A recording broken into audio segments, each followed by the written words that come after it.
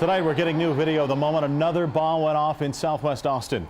You just heard the explosion from this security camera in the Travis Country neighborhood. Hundreds of federal agents are on the scene right now investigating. Unlike the other explosions, this one was triggered by a tripwire. 2 were hurt but are expected to be okay.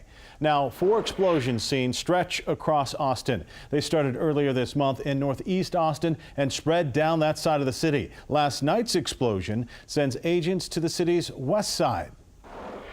CBS Austin's Hema Muller is anchoring from the field tonight. Hema, we're told the person behind these attacks is very familiar with Austin.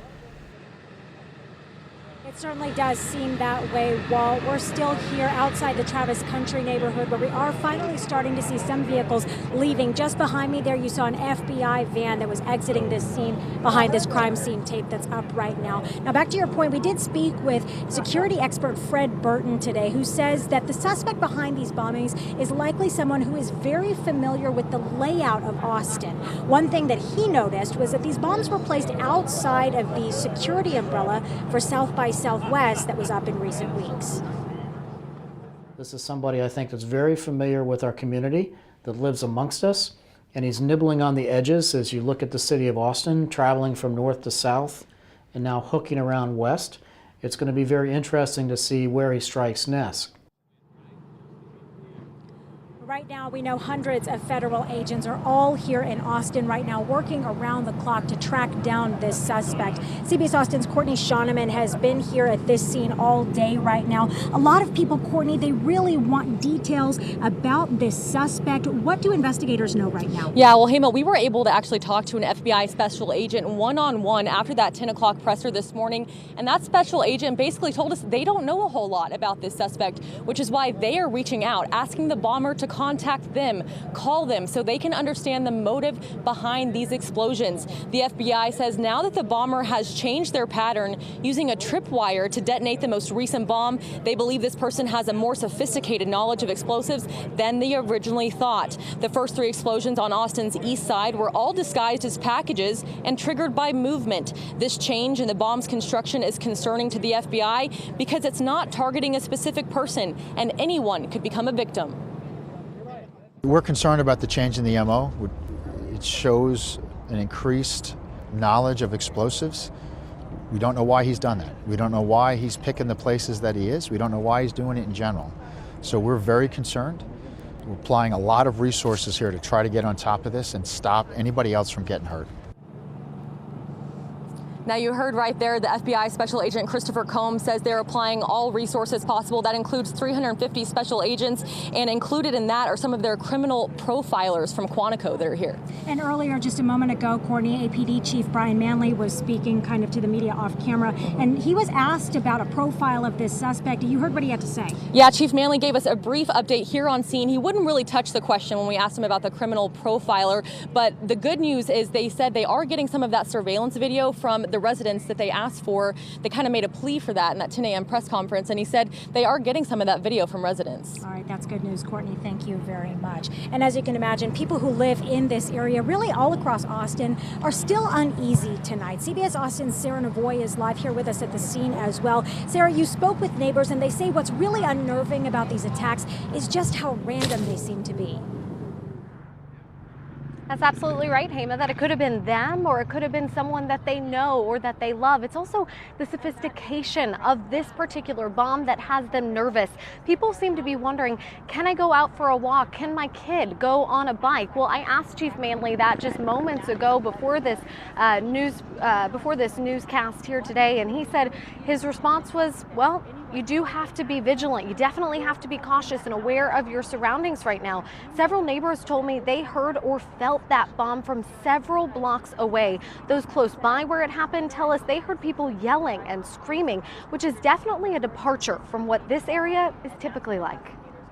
And this neighborhood is so quiet, you know, it's a very stable area that you wouldn't expect anything like this to happen. I always think it's going to happen somewhere else, but now it happened on our doorstep, so. I'm told the FBI went one by one this morning, talking with neighbors, anybody in the area, trying to gather all of the information that they could. After that, though, neighbors were allowed to leave their homes or get back into the neighborhood, but only people who actually live here. They're checking addresses and making sure that nobody else is allowed into this crime scene. Reporting live tonight, Sarah Navoy, CBS Austin News. Sarah, thank you. As you said, neighbors were asked to stay in this neighborhood after this explosion happened. And a lot of people were also talking about the fact that people who live nowhere near this area were getting alerts on their phone telling them to not leave their homes. That caused a lot of confusion late last night. Austin Police Chief Brian Manley is calling this a glitch if you are one of those people who received that alert mistakenly. Today, we tracked down that glitch to a system that relies on cell phone towers to send out those alerts. CBS Austin's Betty Cross is live tonight. And Betty, why did they choose to use this system for this emergency alert? Well, first responders say a system that relies on using cell phone towers is really tailor-made for targeting a specific neighborhood. So last night and this morning, when investigators needed to send out alerts to the Travis Country subdivision, it really looked like a good choice. But here's the problem. Let's say this is the Travis Country subdivision, right? Well, depending on where the cell phone towers are placed, that could completely reconfigure the area that you're reaching, how big it is, the configuration, depending on where the cell phone towers are located. Abilene Trail is not located in the Travis Country subdivision. The houses in this southwest Austin neighborhood are exactly 4.1 miles away.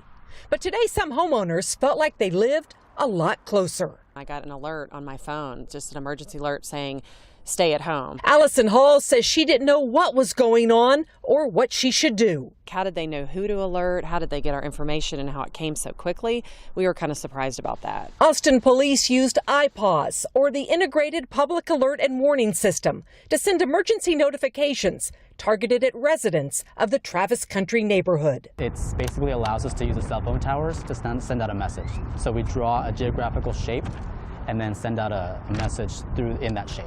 The Office of Emergency Management says those shapes are not exact. They will likely extend past a map of Travis Country, depending on the location of nearby cell phone towers. So when we're trying to reach mobile users, we send out the message through the iPod system. The iPod system sends it through the mobile phone carriers, and then they determine how it's sent out via the cell phone towers. The emergency alerts did confuse and worry some, but others think it's better to include too many people in the notifications than not enough. I don't think 5 miles is that big of a miss. One other problem is that because iPause uses cell phone towers, anyone who drives through that targeted area is also going to receive the emergency alerts and notifications. Reporting live in downtown Austin, Betty Cross, CBS Austin.